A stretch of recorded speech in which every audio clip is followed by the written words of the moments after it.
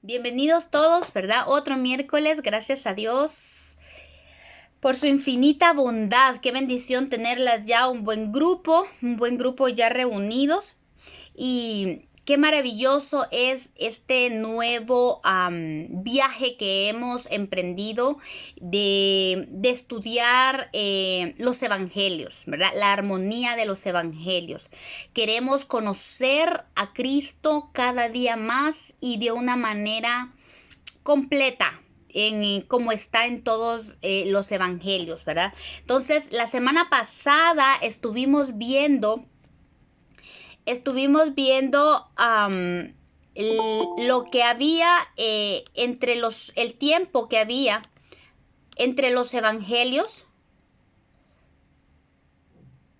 Vimos un tiempo, esto fue como un preámbulo a los evangelios, porque muchas veces no se tiene claro qué pasó en la historia, y aunque ahí está, por lo general nosotros los cristianos que tenemos por lo general las Biblias de origen protestante, pues no nos damos cuenta que ¿cómo se llama? Hay libros históricos que, aunque no son inspirados, están en las Biblias católicas, como la Jerusalén. Y bueno, ahí narran historia de lo que hubo en ese tiempo, de que siempre decimos esos 400 años que hubo entre Malaquías, que tenemos en nuestra Biblia, en el orden de Malaquías y el Nuevo Testamento. Entonces, vimos la semana pasada, así despacio, vimos la historia que hubo en ese tiempo. Vimos también, establecimos las bases de los 4 evangelios, de los escritores, del público a quien iba dirigido, para entender un poquito más, porque es importante para tener un conocimiento completo. Bueno, dentro de lo que el Espíritu nos permite conocer, es importante que tengamos un contexto de lo que estamos estudiando para poder hacer una interpretación correcta de la palabra. Por eso les hablaba la semana pasada de cada escritor, de cada evangelio, a quiénes iba dirigido, y la forma en que íbamos a ir viendo cómo cada uno representa a Cristo, cómo habla de Cristo cada uno de los escritores. Y como lo vamos a ir viendo a la vez, entonces es importante que tengamos en mente, por ejemplo, Lucas, a quién fue escrito, por quién fue escrito y para quiénes, ¿verdad? Mateo fue el discípulo de Cristo, el Leví, y él escribió para los judíos. Vamos a ir viendo muchas cosas que tienen que ver con las tradiciones judías. Mateo habla mucho de las tradiciones judías y hace mucha referencia al Antiguo Testamento y a las profecías de acerca de Jesucristo. Marcos era el intérprete de Pedro, por decir así, o el escriba de Pedro. Y Marcos dirigió su evangelio, o más que todo su mensaje, a los romanos.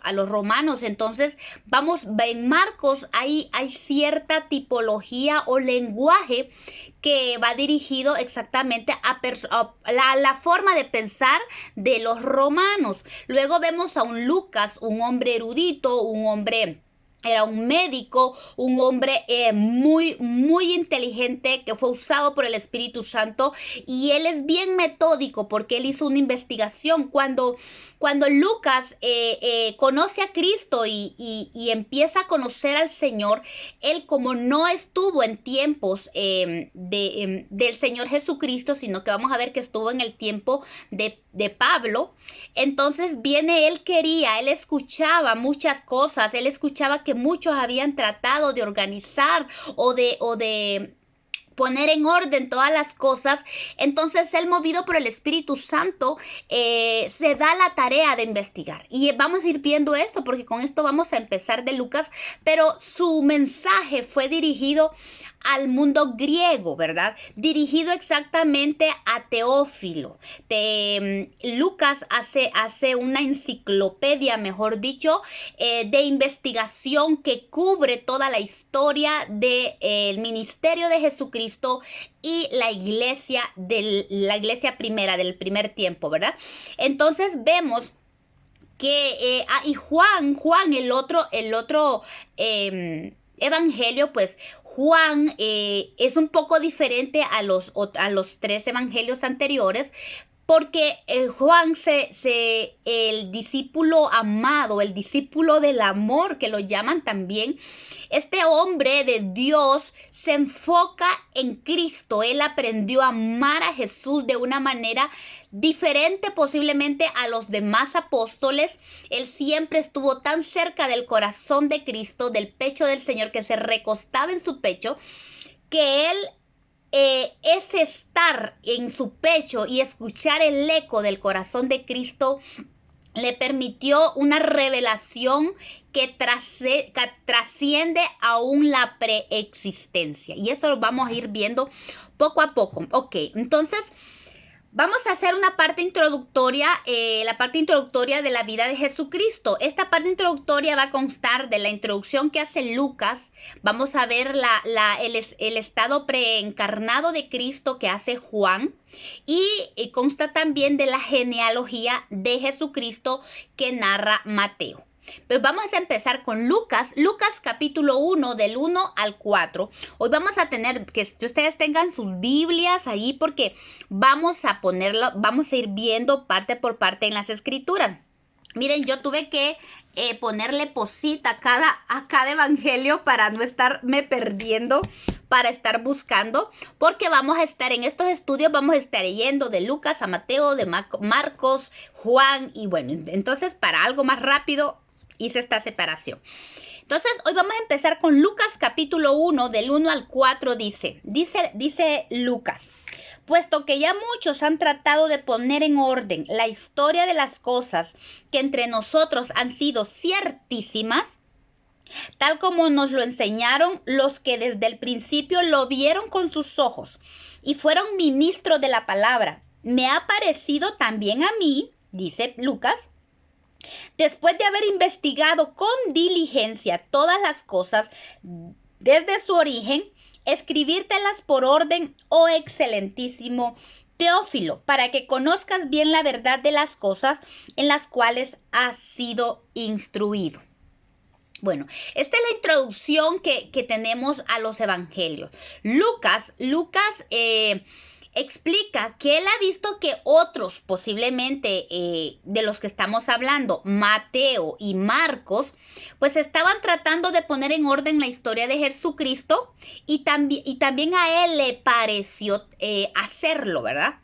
Y ya que él no estuvo presente, así como Mateo y en su tiempo Pedro, empezó entonces Lucas a investigar con diligencia.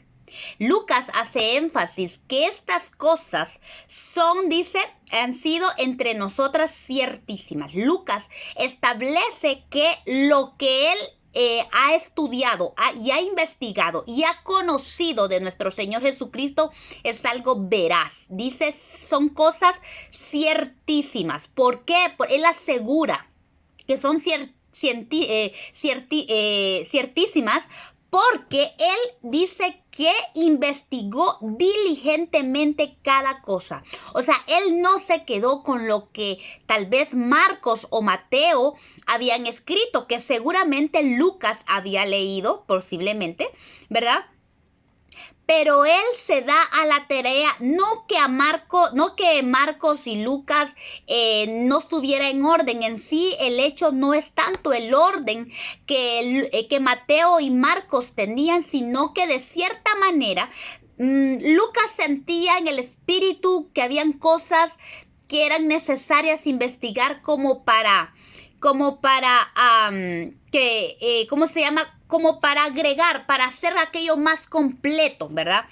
No le satisfacía completamente todo, sino que Lucas empezó a investigar, ¿verdad? Sobre esto. y se las escribió a Teófilo, un hombre muy preeminente de alto rango griego al que él llama excelentísimo Teófilo. Teófilo significa el que ama a Dios o amigo de Dios. Miren qué lindo el significado de Teófilo. Estaba escuchando la vez pasada un maestro de la palabra y él decía algo que es puede ser una suposición, pero decían de que posiblemente Lucas escribió este evangelio. Había una mira al respecto. Él lo estaba escribiendo a Teófilo porque de alguna manera Teófilo estaba entre los... Este estudioso decía entre los que iban ¿cómo se dice eso? Pablo estaba encarcelado y posiblemente Teófilo era uno de los líderes que estaban al mando de esto, de que para beneficio de Pablo. Decía el escritor que posiblemente Lucas se lo escribe a Teófilo porque Teófilo de alguna manera iba a tener una cierta influencia sobre Pablo, sobre las leyes que iban a juzgar a Pablo. Pero esa es, por decir así, ¿cómo se dice? Una teoría, ¿verdad? No que la Biblia lo diga. Pero la cuestión en sí es que Lucas se lo escribe a Teófilo. No sabemos exactamente qué conexión tenía Lucas con Teófilo, pero él le hace llegar este evangelio, este mensaje de Cristo. Lucas fue un gran historiador. Estaba tan fascinado con el evangelio de Cristo que siguió las huellas de Pablo y anduvo con él. Lucas fue un hombre que anduvo con él. Y eso lo encontramos en Hechos. Evidencia de eso está en Hechos, varios versos de Hechos. Hechos capítulo 16 y verso 16. Vemos cómo Lucas habla en primera persona porque dice, aconteció que mientras íbamos a la oración, aquí vemos cómo Lucas habla en primera persona y dice, mientras íbamos a la oración, salió al encuentro una muchacha que tenía un espíritu de adivinación, la cual daba ganancia a sus amos adivinando. En este verso vemos a Lucas hablando en primera persona. También en mismo Hechos, verso 21 del 1 al 8 habla él que andaba con Pablo y dice, después de separarnos de ellos, zarpamos y fuimos con rumbo directo a Cos y al día siguiente a Rodas y de allí a Pátara. Y hallando un barco que pasaba a Fenicia, nos embarcamos y zarpamos. Al avispar Chipre, dejándola a mano izquierda, navegamos a Siria y arribando a Tiro, porque el barco había de descargar allí. Lucas está hablando de que iba en su camino a Jerusalén con Pablo. Entonces, vemos entonces que Lucas anduvo con Pablo. ¿Por qué? Porque él quería no solo él era un investigador, estaba tan fascinado que él anduvo con Pablo, porque Pablo tal vez no estuvo presente en el tiempo de Jesús, pero la revelación que recibió Pablo fue una revelación directa de Jesucristo, ¿verdad? Ya Jesucristo resucitado. Y dice que anduvo con él y así como el resto, él escribió el evangelio y también escribió el tiempo del resto de la iglesia dándonos así un panorama completo del evangelio de Cristo y su continuidad con la iglesia primera, ¿verdad? Entonces vemos cómo Lucas hace una introducción y él explica que él quería tener completa la historia. Ahora vemos que ya la tenemos completa, no solo con Mateo, con Marcos, con lo que Lucas investigó y luego con el evangelio de Juan, que posteriormente fue escrito, porque el evangelio de Mateo fue escrito, el evangelio de Juan fue el último evangelio en escribirse. Bueno, entonces vamos a empezar y dice el verbo vino a darnos a conocer al Padre. Ahora nos vamos a posicionar en el capítulo 1 del Evangelio de Juan. Hoy creo que vamos a abarcar, si Dios nos permite, este evangelio, los primeros versos del capítulo 1, del 1 al 18. Y lo vamos a ir viendo poquito a poco. Hoy vamos a cubrir 18 versículos del capítulo 1 de Juan. Estamos estableciendo la preencarnación de Jesucristo antes de su encarnación, ¿verdad? Que ya vamos a empezar la próxima semana con la genealogía y luego con el anunciamiento del nacimiento de Juan y posterior de Jesucristo. Entonces, hoy vamos a hablar lo que Juan nos enseña en su evangelio y dice, en el principio era el Verbo. Y el Verbo era con Dios y el Verbo era Dios. Juan establece o lleva su mensaje o su conocimiento, su revelación hasta el principio. Si es que de alguna manera se puede remontar a este punto, porque sabemos que Dios no tiene principio ni tiene fin. La palabra principio es la palabra griega arge, que significa iniciación en orden, en tiempo, en gobierno y en poder. La palabra verbo significa es la palabra logos, la palabra griega logos, que significa palabra, razón o Cristo mismo es el logos de Dios, la palabra de Dios. Y esa palabra que dice era es la palabra griega gen, que significa que también se puede decir estaba, estaba, y eso está en primera persona, en tiempo presente indicativo. Significa no es que era de pasado o estaba de pasado, sino que estaba ya, pero sigue estando. O sea, Él es el principio y sigue siendo el principio. O sea, Él no es una posición de tiempo, es un tiempo presente, puede ser continuo, ¿verdad? En el principio era el Verbo. El apóstol Juan dice, el principio de todas las cosas es Jesús. Jesús es el principio, dice. El Cristo es el Verbo, la suprema y eterna expresión de Dios. Estaba en el Padre como un todo. Él estaba en el Padre. El apóstol Juan está hablando de que Jesucristo en algún momento de la eternidad estuvo en el Padre. En el Padre eran unos, o siempre son uno solo, pero en el principio, en un tiempo de la eternidad, Jesús estaba en el Padre y en un momento fue desligado del Padre con el propósito de que el misterio de la piedad fuera cumplido en el tiempo que correspondió al nacimiento de Jesucristo. Entonces vemos, y para esto yo quiero que miremos Proverbios capítulo 8, verso 22 al 31. Aquí la palabra de Dios nos habla de la sabiduría, puesto que Pablo en 1 Corintios 1:24 establece que Cristo es poder de Dios y sabiduría de Dios. Eso nos da a entender que Cristo es la sabiduría de Dios. Y cuando en Proverbios capítulo 8, verso 22, la sabiduría está hablando, es Cristo hablando por medio del proverbista aquí. Es el Espíritu de Cristo hablando. Y eso lo hablaba con la hermana Nati hoy. Lo tremendo y lo inexplicable que es. Vemos párrafos de la palabra en el Antiguo Testamento que habla en primera persona hablando de Jesucristo. Y es que el Espíritu de Cristo, que aún no había sido encarnado, se posiciona en ciertos personajes de la Biblia y hablan en primera persona. Vemos a un Isaías que habla y dice, el Espíritu de Dios está sobre mí por cuanto me ha ungido y me ha enviado. Eso no correspondía en sí al profeta Isaías. Eso es Cristo, era el Espíritu de Cristo hablando a través de Isaías.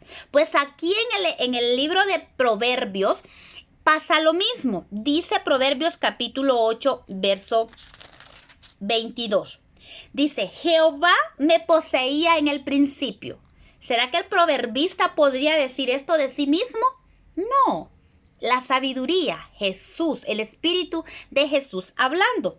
Dice, Jehová me poseía en el principio, ya de antiguo, antes de sus obras, eternamente tuve el principado. ¿Quién tiene el primer lugar? Jesucristo. Desde el principio, antes de la tierra. ¿Cuándo fue este principio? Imagínense, ¿qué significa este principio? ¿En qué tiempo de la eternidad fue este principio? No lo sabemos. Él es Dios y Él es eterno. Dice, antes de la tierra, antes de los abismos, fui engendrado. Antes que fuesen las fuentes de las muchas aguas, antes que los montes fueran formados, antes de los collados ya había sido yo engendrada, dice la sabiduría, que es Cristo. No había aún hecho la tierra, ni los campos, ni el principio del polvo del mundo. Cuando formaba los cielos, dice, allí estaba yo.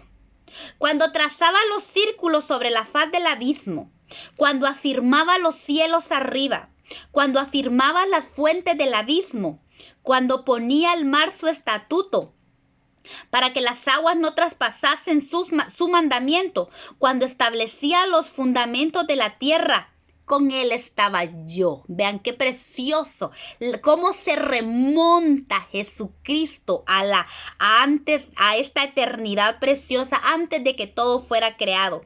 Dice, con Él estaba yo, ordenándolo todo.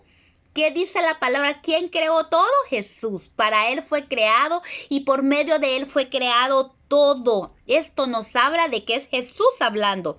Y mire, con Él estaba yo, dice, ordenándolo todo. Y era su delicia. De día en día. Qué lindo como el Padre se ha deleitado desde antes en Jesucristo.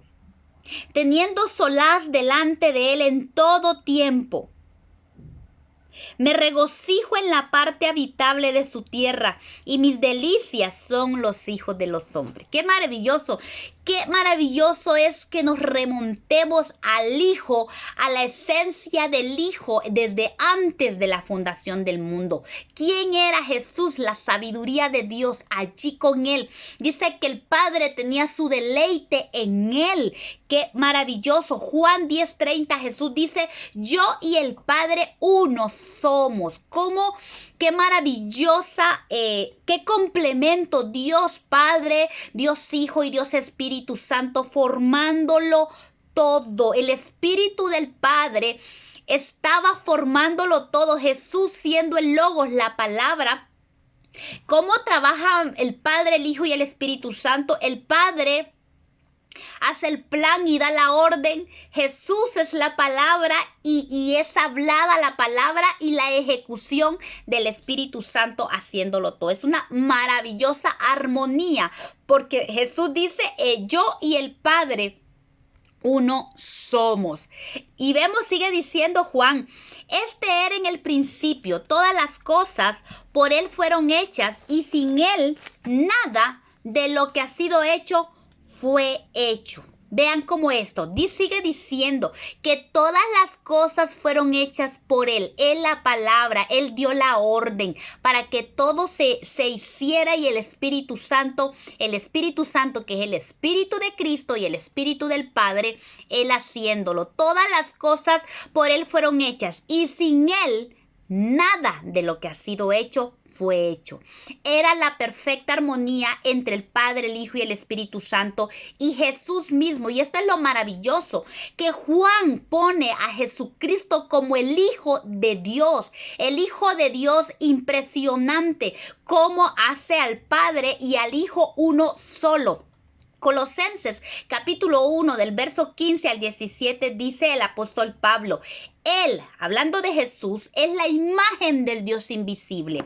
El Dios que no era visto, ahora toma una imagen, toma la forma de un hombre. Él es la imagen del Dios invisible, el primogénito de toda la creación. ¿Qué significa esto? Era lo que les decía, en un principio, en un momento de la eternidad, el Hijo fue separado del Padre. Por eso dice el primogénito de toda la creación.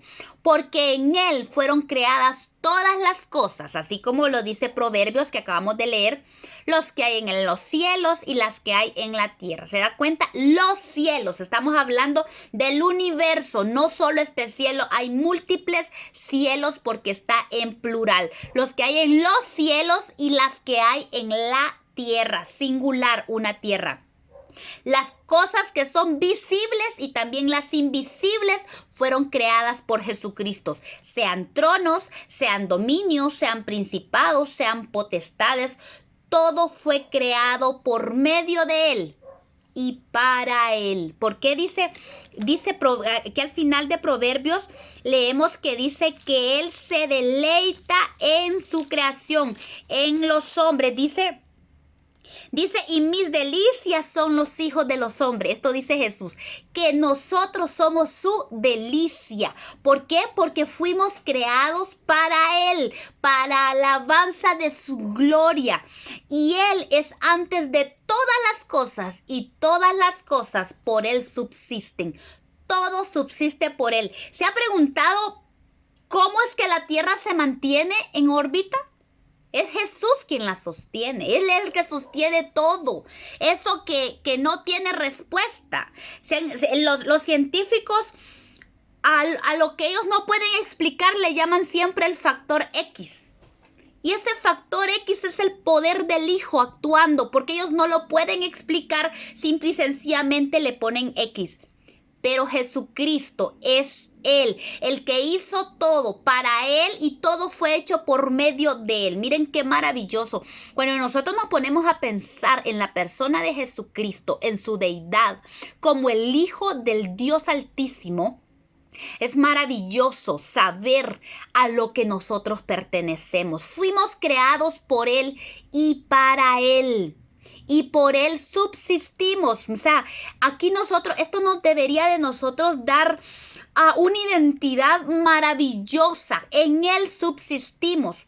Por eso Filipenses capítulo 2 del 5 al 8 dice, haya pues en vosotros este sentir que hubo también en Cristo Jesús, el cual siendo en forma de Dios, Él siendo Dios, no estimó ser igual a Dios como cosa que aferrarse, sino que se despojó de sí mismo. Él se quitó su divinidad para entrar en un cuerpo de bajeza, tomando forma de siervo, hecho semejante a los hombres, y estando en la condición de hombre, se humilló a sí mismo, haciéndose obediente hasta la muerte y muerte de cruz. Jesucristo nos vino a dar ejemplo a nosotros. Siendo Él Dios, se despojó. Y no se aferró a esa divinidad y a ese poder y a esa grandeza. Él dijo, heme aquí, Señor, yo voy a hacer tu voluntad. Y a eso vino Jesucristo, a hacer la voluntad del Padre. Y eso es lo que nos da testimonio del Hijo de Dios, que no tomó, dice que no se aferró a que Él era Dios. Él se humilló. Imagínense que Él vivió, Él creció en las partes más bajas de Galilea, o sea, de ahí de Nazaret. Por eso es que vemos a un Natanael que dice, ¿y acaso de Galilea puede salir algo bueno? Imagínese usted, donde quiera que esté, la zona roja de su lugar, de su ciudad, donde hasta peligroso es porque el que va ahí sale desnudo si es que sale. Pues una zona parecida, allí creció Jesucristo. ¿Sabe qué nos da ejemplo? Que no es donde vive, ni siquiera las circunstancias determinan qué debería ser un hombre. La ciencia dice que es la sociedad la que hace a los hombres. Pero Jesucristo rompe eso, porque Jesús creció allí en Nazaret y Él no se contaminó con nadie, ni se hizo un delincuente, porque ahí habían muchos delincuentes, o simple y sencillamente era la gente más pobre, la que no se esperaba nada. Pero de allí creció Jesucristo, dando ejemplo que no es las circunstancias las que determinan la vida del hombre o el final o el destino del hombre, sino lo que hay en el corazón. Porque cuando Cristo viene al corazón del hombre, no es la circunstancia, no es la sociedad la de que determina quiénes somos, sino la presencia y la esencia de Cristo que está en nosotros. Dice Hebreos capítulo 1:3, el cual siendo el resplandor de su gloria, está hablando de Jesucristo. Jesucristo es el resplandor de la gloria de Dios, la imagen misma de su sustancia, y quien sustenta todas las cosas por el poder por la palabra de su poder. Yo no sé usted qué considera, pero a mí estos versos me desencajan.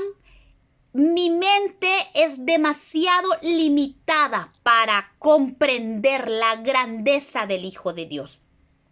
Cómo Él se vino a tomar esta forma de hombre y Él venció siendo 100% hombre.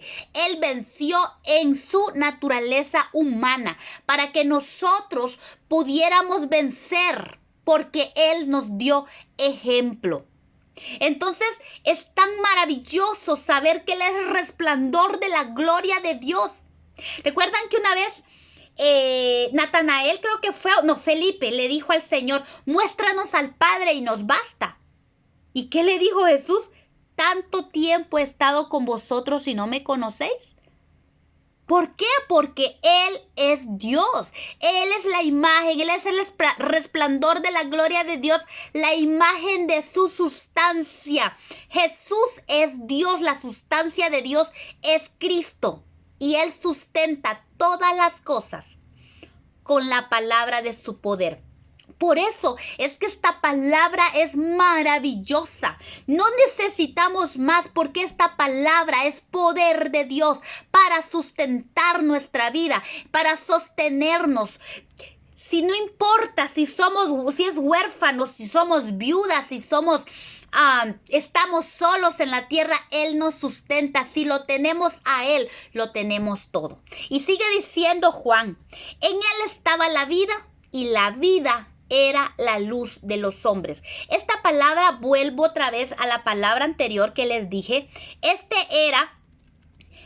gen. Estamos hablando, no es tiempo pasado, no es que en él estaba la vida, pero ahora ya no está. No, está estableciendo que en Él está la vida. Es tiempo, es primera persona hablando de Él, que Él contiene la vida, pero es tiempo presente. Todo el tiempo está indicando el tiempo presente, que Él es la vida.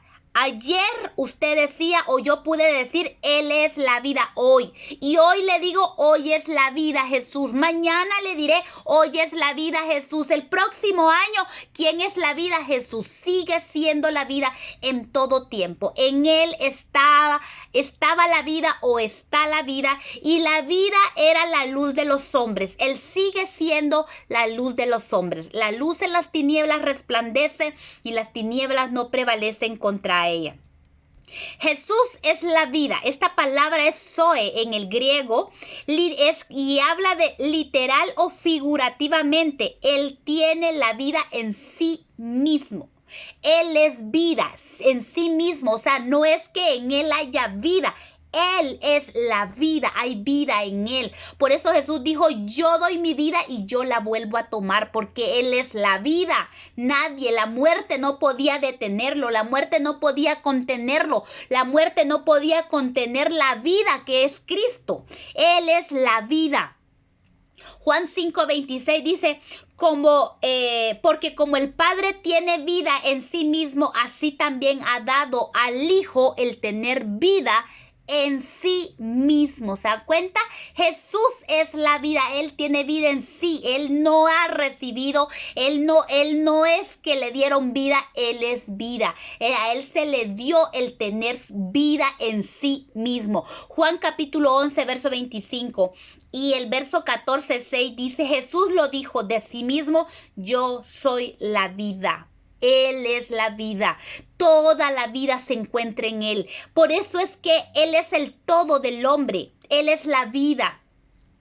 Decía un hermano la vez pasada, un hermano que estaba predicando en nuestra iglesia, decía, que alguien le comentaba y le preguntaba, pues mejor dicho, ¿y cómo te trata la vida? Dice que le dijo. Y entonces él dijo, déjame ver, por lo general, normalmente, o mejor dicho, coloquialmente uno dice, pues ahí más o menos, ahí voy. Pero dice que él cayó en cuenta y empezó a decir, ¿y quién es mi vida?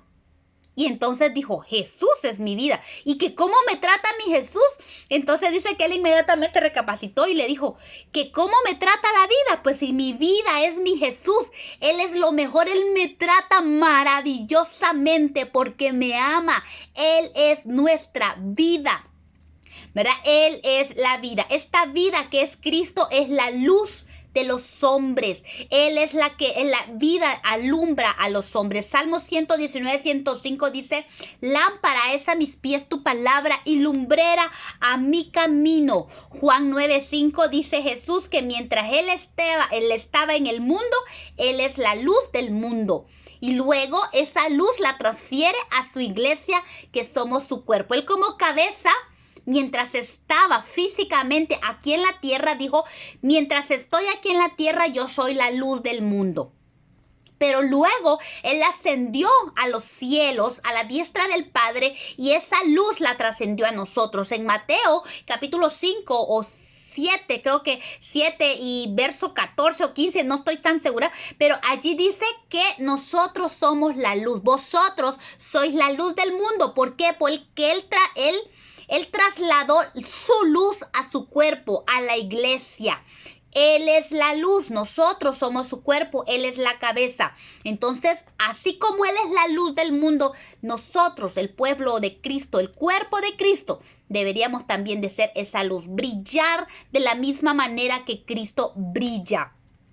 Juan capítulo 3, verso 19 dice, y esta es la condenación, que la luz vino al mundo y los hombres amaron más las tinieblas que la luz, porque sus obras eran malas. Qué tremendo es saber que la luz vino al mundo y esta es la condenación, porque la condenación en sí, la vez pasada comentaba con alguien, la condenación del hombre no es en sí que nunca que por sus pecados va a ser condenado. El mayor pecado del hombre es haber tenido la luz y no haberla escogido. Esa es la condenación. Eso es lo que verdaderamente lleva la condenación al hombre. No la cantidad de pecados. La verdadera razón de la condenación del hombre es que teniendo a Jesús, estando Jesús aquí, disponible para nosotros, la luz de Cristo disponible, dice que los hombres amaron más las tinieblas que la luz, porque sus obras eran malas. Juan 12, 46 dice, yo, Jesús dice, yo, la luz, he venido al mundo para que todo aquel que cree en mí no perezca en tinieblas. No es la voluntad de Dios que nadie perezca. Aún Ezequiel habla que dice la palabra de Dios. Dice el Señor, yo no amo ni siquiera la muerte del impío. Él no desea la muerte del impío. Él quiere que todos los hombres accedan al arrepentimiento. Él no quiere, dice, que permanezcan en tinieblas. Por eso vino la luz, para que todo aquel que crea en la luz que es Cristo no permanezca en tinieblas. Gloria al Señor por Jesucristo. Amén. Dice también, hubo un hombre enviado de Dios, sigue diciendo Juan, el cual se llamaba Juan. Este vino por testimonio, pero hablando de Juan el Bautista.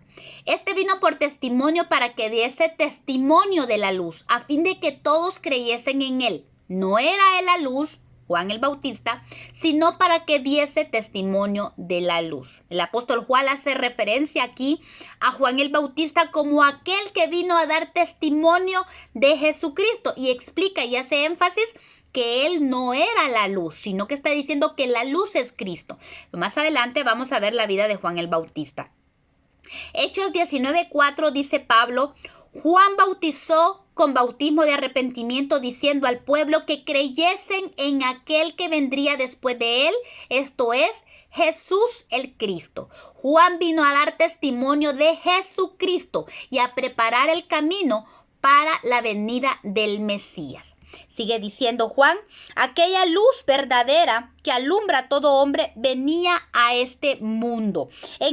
Dice, en el mundo estaba y el mundo por él fue hecho, pero el mundo no le conoció. Qué momento más increíble cuando dice, aquella luz verdadera que alumbra a todo hombre venía a este mundo. Qué momento más extraordinario, de verdad. E increíble. El universo entero estaba expectante al suceso más sobrenatural que estaba por acontecer. El plan establecido desde mucho antes estaba a punto de llevarse a cabo. Qué tensión en el universo, qué tensión en el cielo, qué tensión, qué momento más extraordinario. Dice, la luz verdadera que alumbra a todo hombre venía a este mundo. Había llegado el tiempo del misterio que embargó todo el Antiguo Testamento, ese misterio que ni los profetas lograban entender completamente. Ese misterio estaba a punto, ese plan estaba a punto de ser ejecutado. Jesús, el Hijo de Dios, iba a ser encarnado en el mundo. Y dice luego, en el mundo estaba y el mundo por él fue hecho. Pero lamentablemente el mundo no le conoció. Juan habla de lo maravilloso que es esto. El que creó el mundo ahora vino a vivir en él, pero su creación no pudo reconocer a su creador. Esto nos muestra el corazón de Dios. Qué desilusionante debió ser. Que la mente de los hombres estaba tan perdida que no logró el hombre, su creación, conocer a su creador. En el mundo estaba y el mundo por él fue hecho, pero el mundo no le conoció. ¿No le parece lamentable? ¿No les parece lamentable, hermanas, de verdad? Que el creador, lo más precioso del universo, la esencia de Dios, se hizo hombre. El que creó el mundo se despojó de su dignidad y tomó cuerpo de hombre, cuerpo de bajeza. Para él es un cuerpo de bajeza. El Dios increíble, el Dios sobrenatural, toma cuerpo de hombre y se mete al mundo. Pero el mundo no le conoció. Qué tremendo. Isaías 49:6 dice, poco es para mí que tú seas mi siervo, para levantar a las tribus de Jacob y para que restaures el remanente de Israel. También te di por luz a las naciones, para que seas mi salvación hasta lo postrero de la tierra. Dios le dice, tú eres mi siervo, le dice el Padre a Jesucristo. ¿Para qué lo mandó? Para levantar a las tribus de Jacob y para que restaures el remanente de Israel. Pero lamentablemente su pueblo no le conoció. Primero de Juan 2:8 dice, porque las tinieblas van pasando y la luz verdadera ya alumbra. Hablando de Jesucristo. Queriendo decir el apóstol Juan, el tiempo de las tinieblas llegó a su fin, porque la luz ya está alumbrando. Hebreos 1:2, en estos postreros días nos ha hablado por su Hijo, a quien constituyó heredero de todo y por quien asimismo hizo el universo. Aquí en Hebreos 1 capítulo 2 nos vuelve a enfatizar que Él es siendo el heredero de todo. Él hizo el universo. Jesús hizo, el Hijo hizo el universo. Y ahora nos dice que nos ha hablado por medio de su Hijo. Y este verso lo vamos a enfatizar un poquito más adelante. Más adelante dice y seguimos. A lo suyo vino y los suyos no le recibieron. Mas a todos los que le recibieron, a los que creen en su nombre, les dio potestad de ser hechos hijos de Dios, los cuales no son engendrados de sangre, ni de voluntad de carne, ni de voluntad de varón, sino de Dios. Esto es maravilloso. A los suyos vino y los suyos no le recibieron. Esta expresión a los suyos vino da a entender al pueblo de Israel. Recordemos lo que leímos en Isaías, que el Señor le dice, tú eres mi siervo para levantar a las tribus de Jacob y para que restaures el remanente de Israel. Por eso dice, a lo suyo vino. ¿Pero qué resultó? Israel no lo conoció. Lamentable para Israel, pero bendita gracia y oportunidad para nosotros. Mas a todos los que le recibieron, a los que creen en su nombre, les dio potestad de ser hechos hijos de Dios, los cuales no son engendrados de sangre, ni de voluntad de carne, ni de voluntad de varón, sino de Dios. Es maravilloso saber que nosotros hemos tenido esta oportunidad maravillosa. Israel tendrá su tiempo, porque ellos lo rechazaron, pero el hecho de que Israel haya rechazado a Jesús abrió una brecha extraordinaria para la salvación del mundo entero. Jesucristo viene y le dice a los de Israel, a los judíos en ese entonces, hablando de que el hecho de cómo ellos lo rechazaron, no lo conocieron. Juan 8, 43 al 46 dice, Jesús les dijo, ¿por qué no entendéis mi lenguaje? Jesús tratando de que el pueblo de Israel entendiera. ¿Por qué no podéis escuchar mi palabra? Vosotros sois de vuestro padre el diablo, les dijo, y los deseos de vuestro padre queréis hacer. Él, hablando del diablo, ha sido homicida desde el principio y no ha permanecido en la verdad nunca, porque no hay verdad en él. Cuando habla mentira, de suyo habla, porque es mentiroso y padre de mentira. Y a mí, le dice Jesús, porque digo la verdad, ¿no me creéis? ¿Quién de vosotros me redarguye de pecado? ¿Quién puede decir que él había pecado? Pues si yo digo la verdad, dice Jesús, ¿por qué vosotros no me creéis? Miren el corazón de Jesús referente al pueblo de Israel.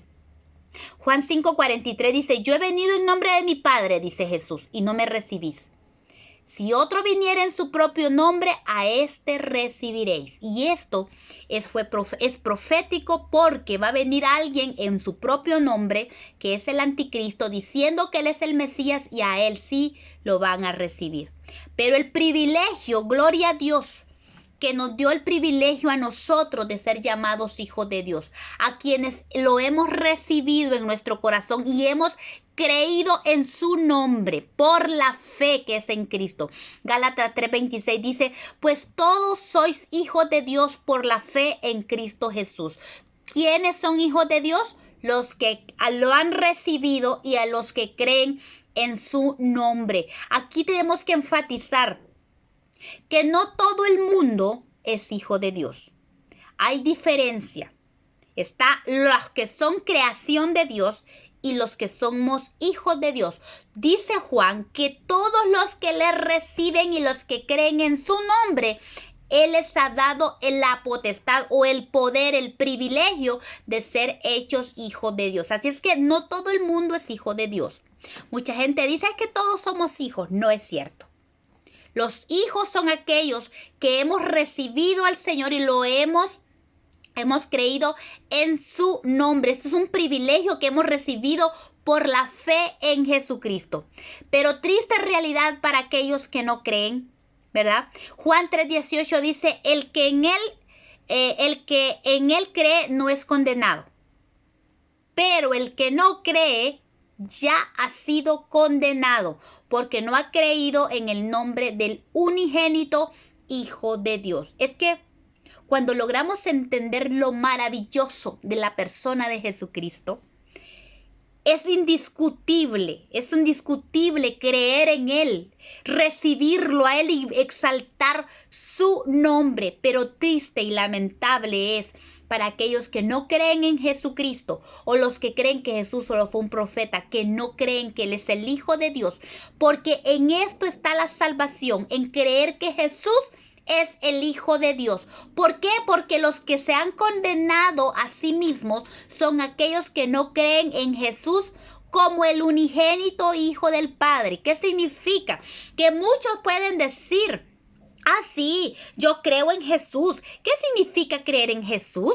Obedecerle. Esto es creer en Jesús. El creer aquí no significa yo creo que existe. Existió, fue un buen hombre. Muchas religiones hablan de Jesús, que fue un profeta, que fue un hombre usado por Dios, un iluminado. Incluso hay unos que dicen, pero no han creído en Él como el Hijo de Dios. Y esa es la condenación, no creer que Jesús es el Hijo de Dios. Y esa es nuestra bendición y nuestra salvación, creer en Jesucristo como el Hijo de Dios.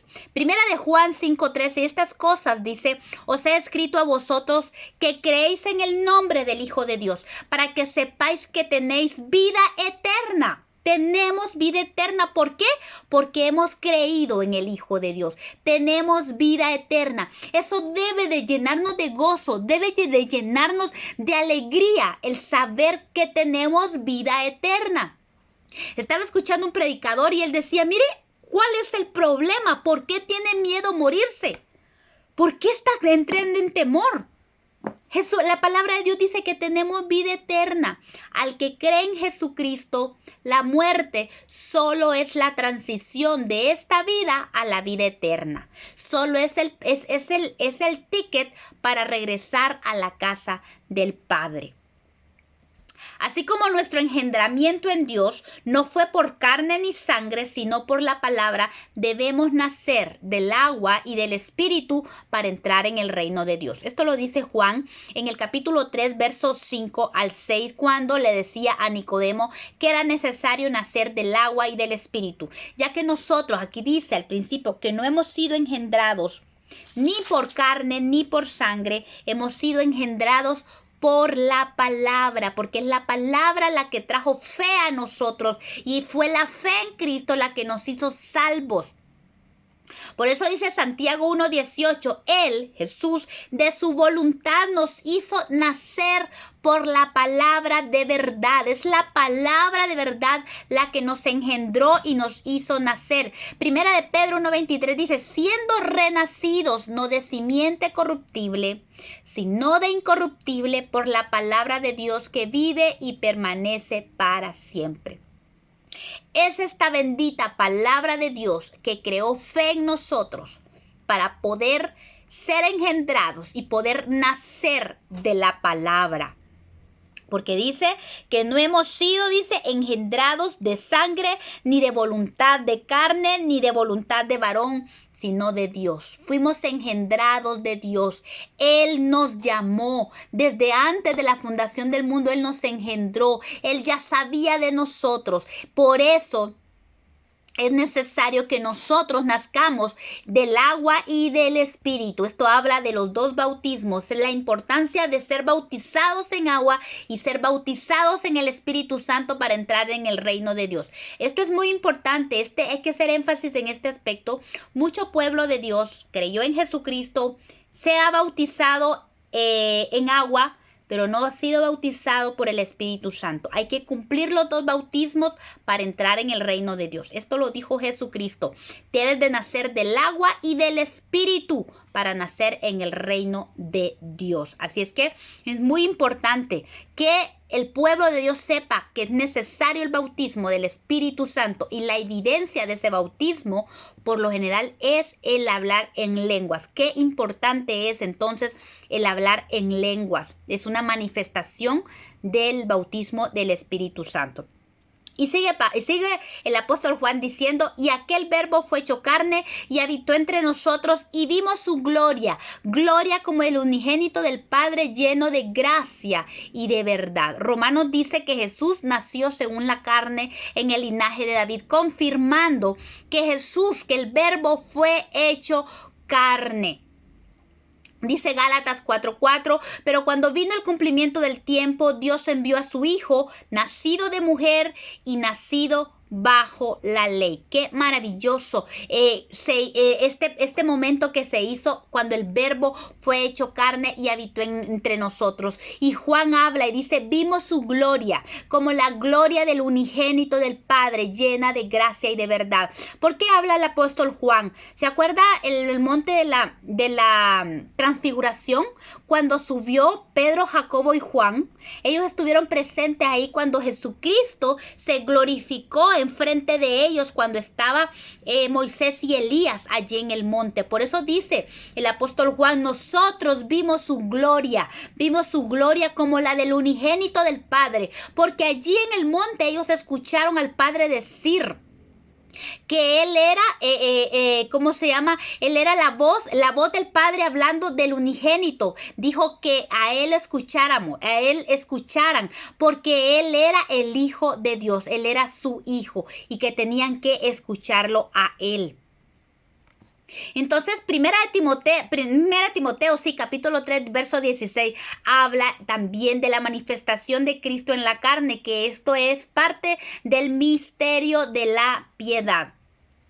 Y sigue hablando, Hebreos 2, 14 al 15 dice, así que por cuanto los hijos participaron de carne y sangre, él también participó de los mismos para destruir por medio de la muerte al que tenía el imperio de la muerte, esto es al diablo, y librar a todos los que por el temor de la muerte estaban durante toda su vida sujetos a servidumbre. Este verso es maravilloso. No solamente hace énfasis en que Cristo tuvo que participar de carne y sangre, porque era la única manera de rescatar a quienes somos carne y sangre.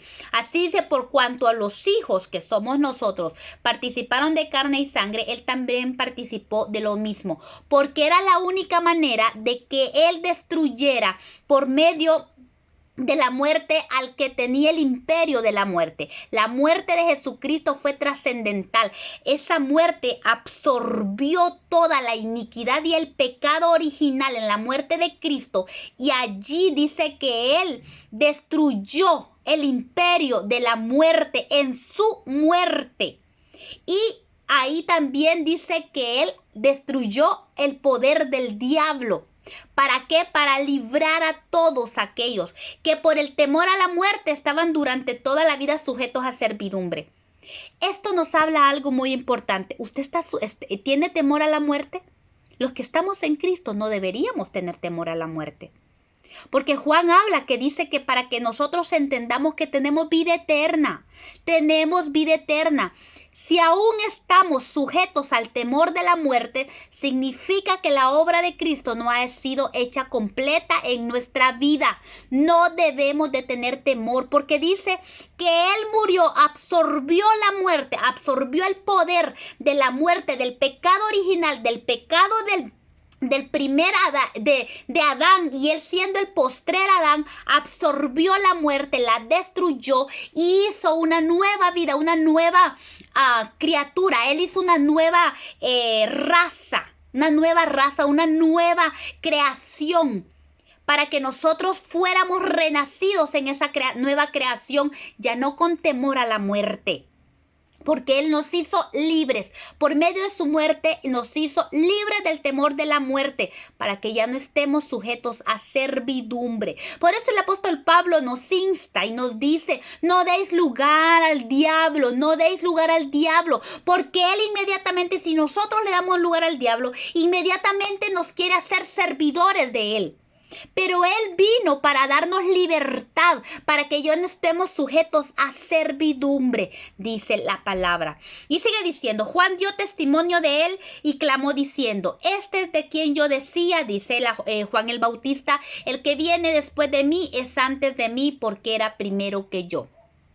El Juan el Bautista sigue dando testimonio de Jesucristo, pero aquí algo muy interesante que él dice, porque él era primero que yo, haciendo énfasis y hablando y dando testimonio de la preexistencia de Jesucristo. Él era antes que yo, dice Juan el Bautista, porque de su plenitud tomamos todos, dice, gracia sobre gracia. Dice el verso 16 y el 17. Pues por la ley, dice, pues la ley por medio de Moisés fue dada. Pero la gracia y la verdad vinieron por medio de Jesucristo. A Dios nadie le vio jamás. El unigénito hijo que está en el seno del Padre, Él le ha dado a conocer. Miren qué maravillosa verdad. Dice, porque de su plenitud tomamos todos. Y gracia sobre gracia. ¿Quién es la plenitud? Dice Colosenses 1:19, por cuanto agradó al Padre que en Él habitase toda la plenitud. Jesús es la plenitud de Dios. y de Él tomamos todo, dice. ¿Ve? También Colosenses 2:9 confirma, porque en Él habita corporalmente la plenitud de la deidad. En Él habitaba el Padre y el Espíritu, los tres uno solo. Entonces dice, la plenitud de Dios, que es Cristo, está disponible para cada uno, para cada hombre y mujer que lo anhele. La plenitud está en Cristo, el conocer a Cristo. Cuando nosotros conocemos a Cristo, conocemos al Padre, accedemos a esa plenitud. Por eso Juan dice, de su plenitud tomamos todos. Y Él anhela que nosotros tomemos más y más. Y dice, y nos da gracia sobre gracia. Esa gracia es el favor inmerecido de Dios. Es la influencia divina sobre el corazón y su reflejo en la vida. Porque esta gracia que hemos recibido de parte de Dios, que es la salvación por medio de Cristo, no solo es una influencia que debe transformar nuestro corazón, sino que debe ser un reflejo de nuestra vida. La gracia es maravillosa. La gracia no es un pasaporte para pecar libremente. La gracia es la manifestación del don de Dios que transforma nuestra vida. Dice Efesios 1:7, en quien tenemos redención por su sangre, el perdón de pecados según las riquezas de su gracia. Hay gracia sobre gracia. Hay riquezas maravillosas. Todo lo disponible. Tal vez usted dirá, no puedo. Yo no puedo dejar este vicio. No puedo dejar este mal hábito. Es que esto me detiene porque no puedo dejarlo. Le tengo noticias. Hay gracia sobre gracia. Es el poder inmerecido, ese favor inmerecido. Es la capacitación divina de Dios sobre su vida, que lo capacita, que nos capacita para poder dejar el pecado si nosotros se lo permitimos. Pero vemos algo aquí que dice, por la ley, la ley vino por medio de Moisés. Y es que está hablando de que la ley en el Antiguo Testamento, los profetas, Moisés, dieron a conocer a Dios, a Jehová. Ese nombre que se ha traducido al español como Jehová. Esa palabra, esas 4 letras en el hebreo que son innombrables, para ellos es un nombre que no se puede nombrar, ¿verdad? Eso fue en la ley, eso fue en los profetas. Pero ahora la nueva dispensación, el misterio de la piedad trae algo maravilloso, que es al Hijo de Dios evidenciando a un Padre maravilloso. En el Antiguo Testamento no encontramos a Jehová como un Padre, pero Él quería ser conocido como un Padre y nadie podía darlo a conocer como Padre sino el Hijo de Dios. ¿Y por qué queremos conocer a Cristo? Porque queremos conocer al Padre. Es la única manera de que nosotros podamos conocer al Padre. Y dice algo muy interesante. Dice, a Dios nadie lo vio jamás. El unigénito Hijo que estaba en el seno o que está en el seno del Padre, Él le ha dado a conocer. Él es el único, el Hijo, el único que puede dar a conocer al Padre. Por eso Jesucristo en todo, Él estaba sujeto al Padre. Fue sujeta a su voluntad completa al Padre. Mateo 6:9 habla, incluso cuando nos enseñó a orar, dice Padre nuestro. Él nos enseñó, vino a enseñarnos al Padre. Vino a enseñarnos esa faceta maravillosa del Padre, solo por medio del Hijo. Dice Juan 14:6, Jesús le dijo, yo soy el camino, la verdad y la vida. Nadie viene al Padre si no es por mí. ¿Quién es el camino? Jesús. ¿Y cuál es el destino? El Padre. Solo el Hijo nos puede llevar al Padre. Es importante entonces conocer a Dios como Padre. Primera de Juan 3:1 dice, mirad cuál amor nos ha dado el Padre para que seamos llamados hijos de Dios. Por eso el mundo no nos conoce porque no le conoció a Él. Qué maravillosa identidad la que vino a darnos Jesucristo, a darnos a conocer al Padre. Juan 17:6 dice Jesús, he manifestado tu nombre a los hombres que el mundo me diste, tuyos eran y me lo diste y han guardado tu palabra. Jesús vino a dar a conocer el nombre del Padre a los que Él le había dado. Y aquí en este capítulo 17 vamos a ver que 6 veces se menciona la palabra Padre. aquí.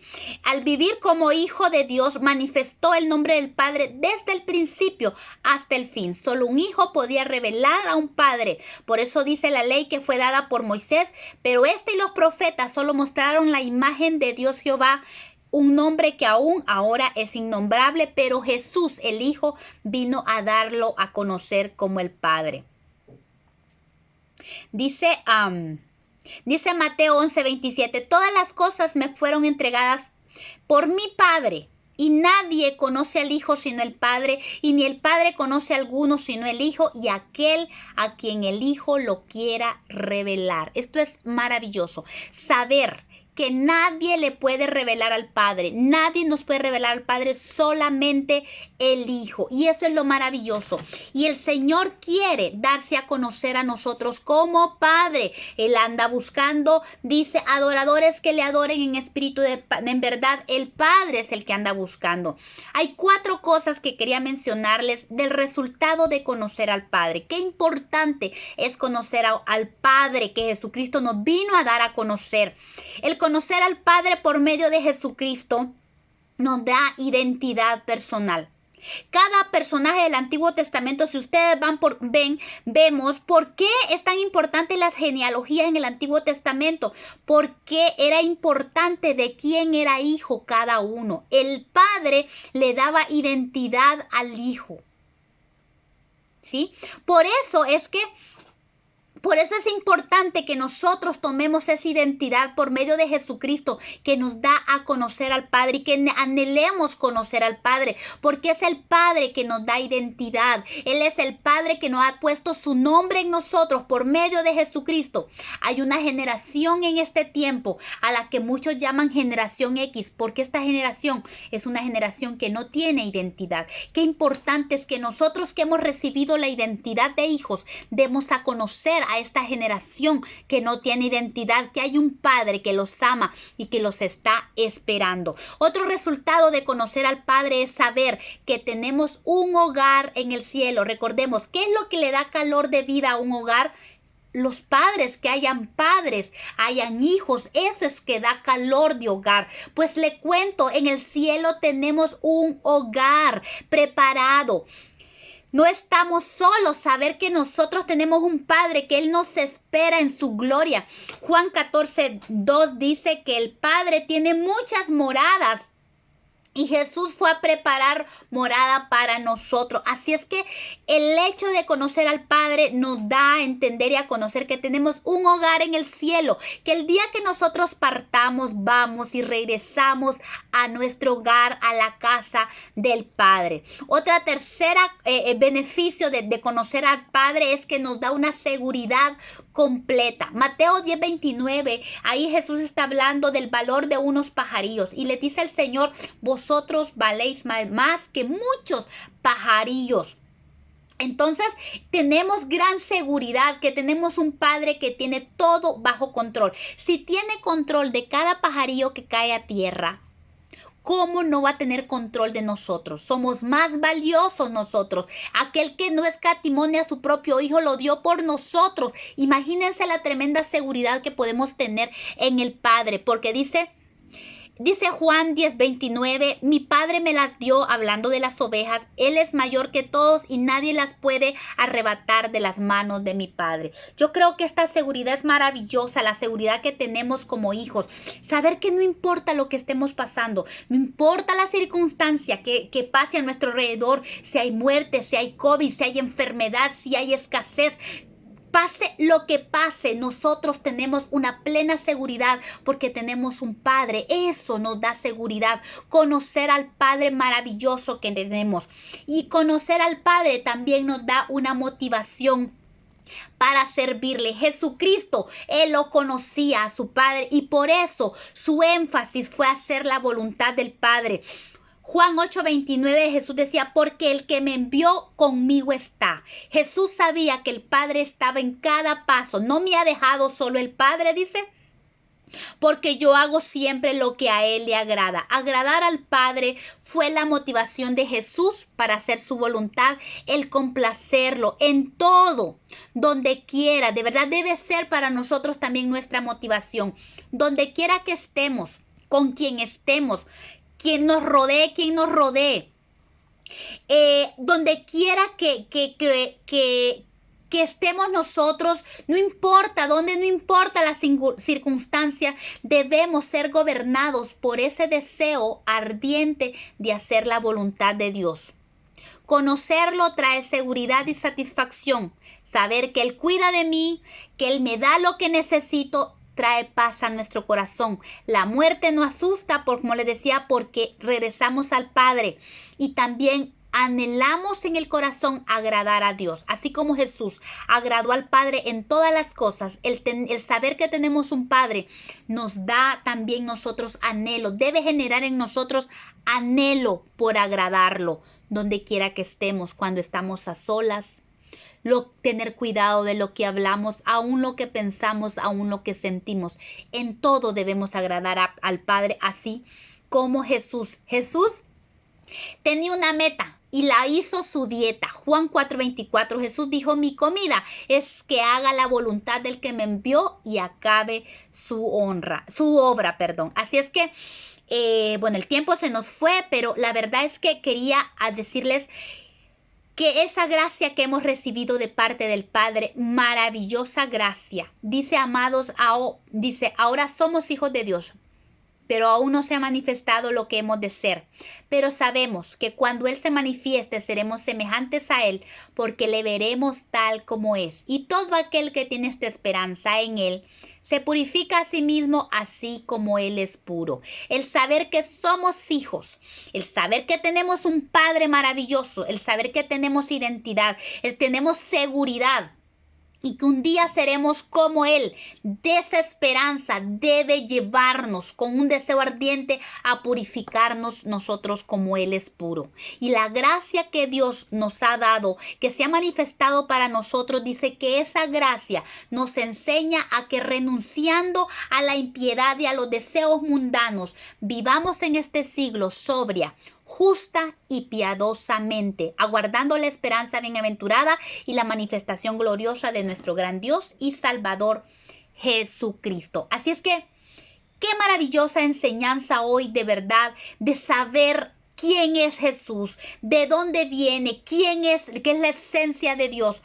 Conocer a Jesucristo es lo maravilloso, es lo más grande, más precioso que a nosotros nos ha pasado. Y si tú estás escuchando allí y no has conocido a Jesucristo o no has entendido la magnitud de quién es Jesucristo, yo te insto hoy a que quieras conocer más de Jesús. Busca conocer más de Jesús, porque Jesús es la esencia de Dios. Él es el que nos da a conocer al Padre. Y si hoy estás sin identidad, si hoy no estás con temor a la muerte, yo te digo, solo en Cristo hay seguridad, en el Padre, porque Jesús nos ha dado a conocer al Padre. Así es que solo Jesús nos puede dar a conocer al Padre y tenemos que buscarlo. Jesús es la puerta. Jesús es Dios. Jesús es la deidad, en Él está la plenitud de la deidad. Así es que si tú quieres conocer a Cristo, hoy te animo que abras tu corazón. La palabra de Dios bien clara dice que a los que reciben a Jesús y a los que creen en su nombre, Dios le ha dado potestad de ser hechos hijos de Dios. Así es que si tú quieres ser un hijo de Dios, si tú quieres ya no tener temor a la muerte, si tú quieres vida eterna, solo es por medio de Jesucristo, haciéndote un hijo de Dios. ¿Cómo? Recibiéndolo en tu corazón y creyendo en su nombre. Y esta es una oportunidad para hacerlo. Dile al Señor: Señor Jesús, reconozco que soy pecador, reconozco mi necesidad por ti, reconozco que he vivido una vida alejado de ti, pero en esta hora, Señor, yo quiero ser tu hijo, yo quiero tener identidad, quiero tener paternidad en ti, quiero tener seguridad de vida, porque yo quiero conocerte a ti. En el nombre de Jesús, hoy te entrego mi vida, me arrepiento de todo corazón de todos mis pecados, perdóname y escribe mi nombre en el libro de la vida. Y ayúdame a seguirte, transfórmame, llévame a conocerte más y más. En el nombre poderoso de Jesús.